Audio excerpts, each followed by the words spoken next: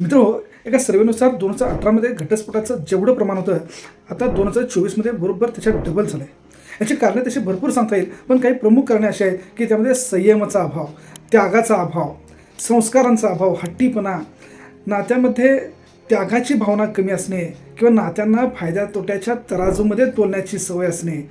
ही आजची तरुण पिढी एकदा घटस्फोटाचा निर्णय घेतला की त्यावर कोणाचंही ऐकत नाही, ठाम राहतात. काही केसेसमध्ये मुलं लहानपणापासून शिक्षणाच्या निमित्ताने घरापासून बाहेर राहत असतात. त्यामुळे नात्यामध्ये समझोता माघार घेणं हा त्यांचा स्वभावच नसतो. आणि ही अशी प्रमुख कारणं आहेत की ज्यामुळे घटस्फोटाचं प्रमाण हे दिवसेंदिवस वाढत चाललं आहे. जपान आणि भारताच्या संस्कृतीमध्ये बऱ्याच बाबतीत साम्य आहे. घटस्फोटाचं वाढतं प्रमाण ही भारताबरोबरच जपानची सुद्धा एक मोठी गंभीर समस्या बनली होती. त्यावर जपानने प्रचंड उपाययोजना केली. खास करून सामाजिक न्याय आणि कौटुंबिक न्यायव्यवस्था, नीतिमत्ता, नीतिमूल्य, कौटुंबिक संस्कार अशा विषयांचा पाठ्यक्रमामध्ये त्यांनी समाविष्ट केला. पहिल्या 10 वर्षामध्ये मनोबल वाढवणे, मानसिक स्वास्थ्य या विषयांचा अभ्यासक्रमामध्ये प्रात्यक्षिकांसह समाविष्ट केला आणि त्याचा त्यांना खूप फायदा होत आहे. आणि याच पद्धतीनं आपल्या देशामध्ये सुद्धा अशा प्रकारे मनस्वास्थ्य यावर फोकस होणं गरजेचं आहे.